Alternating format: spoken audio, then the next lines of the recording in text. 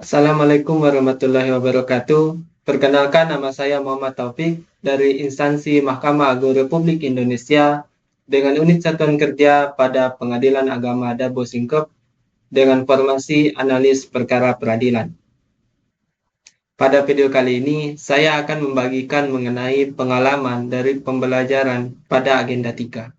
Pembelajaran selama agenda ketiga mengenai peran ASN dalam mendukung terwujudnya smart governance sangat berkesan bagi saya, baik pada materi manajemen ASN maupun pada materi smart ASN. Materi-materi ini disampaikan oleh Bapak Pemateri maupun melalui diskusi-diskusi antar saya dengan rekan-rekan kerja saya pada tugas-tugas kelompok.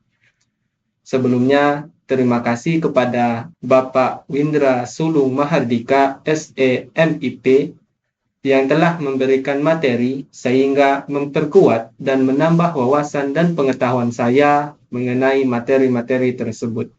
Dalam memulai agenda ketiga, kami peserta Latsar CPNS beserta rekan-rekan yang lain bersama pemateri melakukan perkenalan singkat.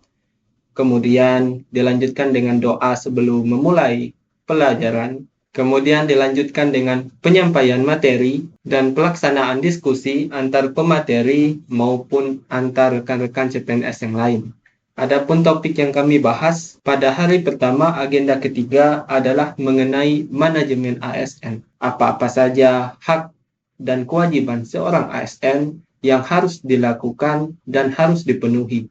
Kemudian bagaimana peran dari seorang ASN, tugas, fungsi, kode etik, dan kode perilaku yang harus dipenuhi oleh seorang ASN. Dari hal ini, kami belajar terdapat 3 fungsi dari seorang ASN. Yang pertama adalah sebagai pelaksana kebijakan publik.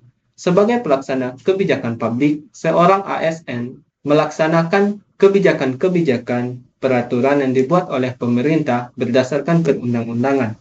Kemudian sebagai pelayan publik, seorang ASN harus bersikap profesional dan melayani masyarakat dengan berkualitas. Dan yang ketiga, fungsi ASN adalah sebagai perekat dan pemersatu bangsa.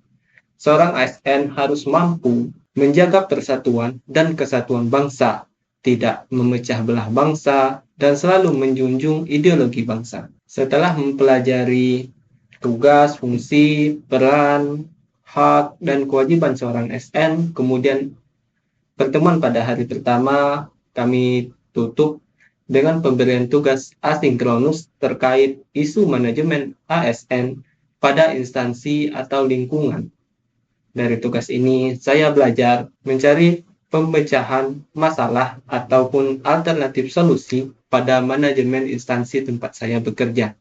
Kemudian pada hari kedua dan hari ketiga, kami mempelajari mengenai Smart ASN. Smart ASN ini tidak lepas dari keterkaitannya dengan AI ataupun Artificial Intelligence dan bagaimana seorang ASN harus bersikap beradaptasi pada kemajuan zaman dalam menggunakan teknologi digital. Salah satu materi yang cukup berkesan bagi saya adalah mengenai literasi digital, yakni cakap, aman, budaya, dan etika dalam menggunakan media digital.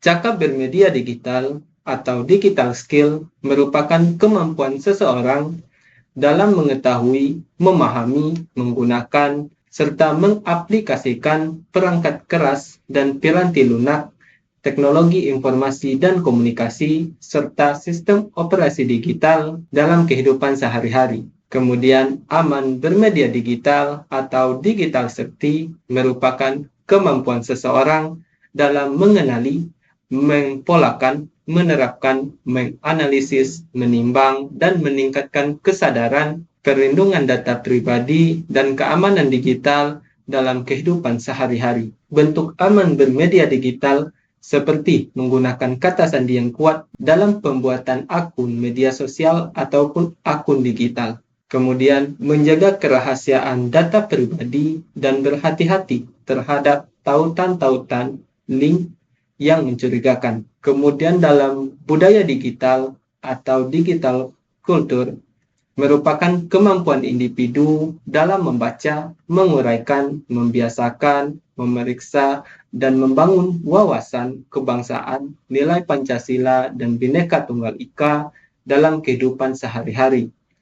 Dan digitalisasi kebudayaan melalui pemanfaatan teknologi informasi dan komunikasi. Dan yang terakhir adalah etika dalam bermedia digital atau digital ethics, merupakan kemampuan individu dalam menyadari, mencontohkan, menyesuaikan, merasionalkan, mempertimbangkan, dan mengembangkan tata kelola etika digital dalam kehidupan sehari-hari. Kemudian, setelah mempelajari materi-materi, pada setiap akhir kelas, kami melakukan presentasi terhadap tugas yang kami kerjakan, serta membuka ruang diskusi terhadap tugas tersebut. Hal ini membuat pemahaman kami terhadap materi-materi yang telah kami pelajari menjadi lebih baik lagi. Demikianlah sebagian dari pengalaman saya selama belajar Agenda 3 bersama rekan-rekan saya dan pemateri, Bapak Windra Sulung Mahardika, SEMIP. Sekali lagi saya ucapkan terima kasih atas ilmu-ilmu dan pengalaman-pengalaman yang telah Bapak sampaikan kepada kami semua. Demikianlah video pada kesempatan kali ini. Terima kasih banyak kepada yang telah menonton. Akhir kata saya ucapkan wabillahi taufik wal hidayah. Wassalamualaikum warahmatullahi wabarakatuh.